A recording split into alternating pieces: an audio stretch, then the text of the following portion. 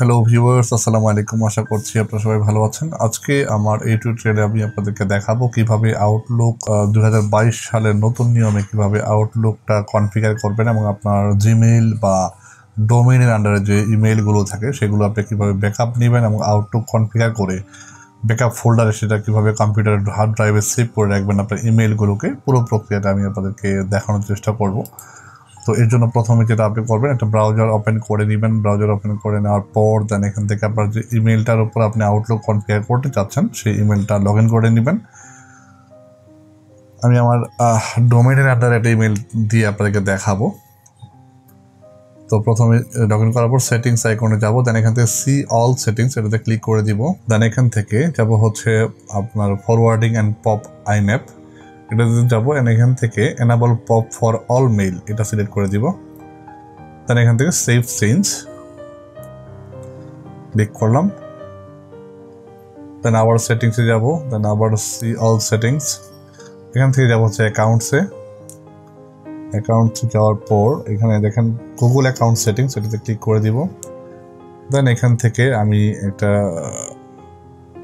Option allow করব, সিকিউরিটিতে যাব। দেন এখান থেকে একটা অপশন রয়েছে নিচের দিকে স্ক্রল করলে আপনি পেয়ে যাবেন।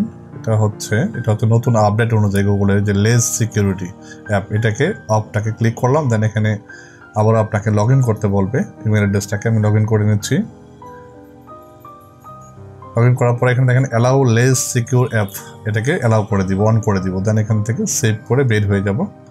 দেন এখান থেকে মাই আউটলুকটা অন করছি, এখন আউটলুক 2010 অন করছি, আপনারা যে কোনো ভার্সন অন করতে পারেন। দেন এখান থেকে যাব হচ্ছে নেক্সট, ইয়েস নেক্সট।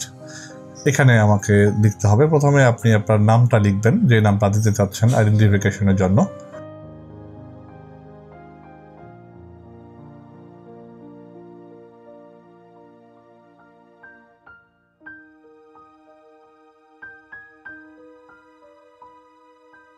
ও সরি, এটা হচ্ছে ইমেল অ্যাড্রেস দিয়ে ফেলছি। এখানে ইমেল অ্যাড্রেসের নিচের অপশনটাই হবে। আমি এটাকে কপি করে এখানে নিচে পেস্ট করে দিচ্ছি এটাতে।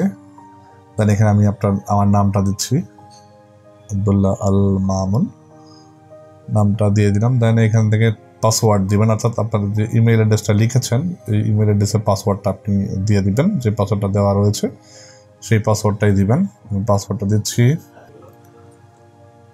এখানে রিটাইপ করতে বলছে পাসওয়ার্ডটা, আবারও টাইপ করবেন পাসওয়ার্ডটা, সেম দুটো যাতে সেম হয়। দেন এখান থেকে আপনি manual configure server settings or additional server type এটাকে সিলেক্ট করে দিবেন। দেন নেক্সট, এখানে ইন্টারনেট ইমেল সিলেক্ট থাকবে, নেক্সট। এখানে আসার পর আপনি ইনকামিং মেল সার্ভার দিবেন হচ্ছে পপ, এখানে যা যা রয়েছে সব সেম রাখবেন, শুধুমাত্র আপনি ইনকামিং মেল সার্ভারটা pop.gmail.com এটা লিখবেন, gmail.com। দেন এখানে SMTP সার্ভারের আউটগোয়িংটাও লিখবেন smtp.gmail.com। দেন এখান থেকে ইউজার নেম, নিচের দিকে যদি যাই দেখেন একটা অপশন রয়েছে ইউজার নেম আপনি যে কোনোটা দিতে পারেন। আমি আমার ইমেল অ্যাড্রেসটাই দিচ্ছি ইউজার নেম, যাতে বুঝতে সুবিধা হয়। দেন আমি আবার পাসওয়ার্ডটা টাইপ করছি, যে পাসওয়ার্ডটা এই ইমেইলের আন্ডারে দেওয়া রয়েছে, এবং নিচে যে একটা অপশন রয়েছে রিমেম্বার পাসওয়ার্ড, এটা অ্যালাউ করে দেবেন। দেন এখান থেকে মোর সেটিংসে যাব, যাওয়ার পর এখানে যাব হচ্ছে আউটগোয়িং সার্ভার, এখানে মাই আউটগোয়িং SMTPটা অ্যালাউ করে দিব। দেন এখান থেকে যাব হচ্ছে অ্যাডভান্সে যাওয়ার পর এখানে this server require and encrypt connection SSL এটা সিলেক্ট করবে, SSL সিলেক্ট করবে, এবং পপ 3 যে পোর্ট নাম্বারটা রয়েছে ইনকামিং সেটা হচ্ছে 995 এবং SMTP হচ্ছে 465, যেরকমটা দেওয়া রয়েছে এরকমটা সেমভাবে আপনি দিবেন এবং ডেলিভারিটাকে উঠাই দিবেন, এবং এখানে শর্টলি সার্ভার টাইম আউটটা 10 মিনিটস করে দিবেন। দেন এখান থেকে ওকে দিয়ে দিব।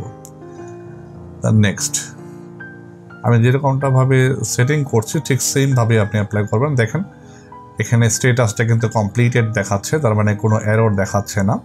সেন্ড টেস্ট মেল কমপ্লিটেড, দেন ক্লোজ, ফিনিশ। আমার আউটলুক কনফিগার কিন্তু হয়ে গেছে। এখন কিন্তু দেখবেন ইমেইলগুলো আমার আউটলুকে আসা শুরু করে দিবে। এখন কীভাবে ব্যাকআপ করবেন সেটাই দেখাচ্ছি আপনাকে। ফাইলে যাব, দেন অ্যাকাউন্ট সেটিংস, দেন এখান থেকে অ্যাকাউন্ট সেটিংসে ক্লিক করে দিলাম। দেন এখান থেকে চেঞ্জ ফোল্ডার এটা ক্লিক করবে এবং নিউ আউটলুক ডাটা ফাইল দেন ক্লিক করে যেখানে আপনি সেভ করতে যাচ্ছেন ওই ফাইলগুলোকে ব্যাকআপ থাকবে আপনার ইমেলগুলো যে কোনো একটা ড্রাইভ, যে কোনো যে স্পেস আছে যে ড্রাইভটার ভিতরে সেই ড্রাইভটা সিলেক্ট করে দেবেন। আমি একটা ড্রাইভ সিলেক্ট করছি, আমি একটা নাম দিব বা একটা ফোল্ডার ক্রিয়েট করতে পারি। এখানে আমি নিউতে যাব, নিউ দেন ফোল্ডার। ব্যাকআপে দেখেন আমার কিন্তু ইমেলগুলো অলরেডি চলে আসছে আউটলুকে, আস্তে আস্তে করে। আমি আউটলুকে একটা ফোল্ডার একটা নাম দিলাম আউটলুক ব্যাকআপ।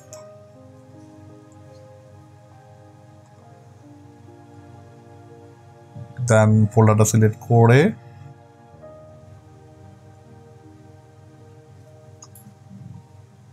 এখানে আউটলুক ডাটা 1 বা আপনি একটা নাম দিতে পারেন আপনার বোঝার জন্য। আমি ইমেল অ্যাড্রেসটা দিলাম যে এই ইমেইলের আন্ডারে যতগুলো মেইল আছে সবগুলো আমি যাতে বুঝতে পারি ইমেল অ্যাড্রেসটাই নাম হিসেবে দিয়ে দিলাম। দেন এখান থেকে ওকে, দেন ওকে, দ্যাটস ইট। আমার কিন্তু কাজ শেষ।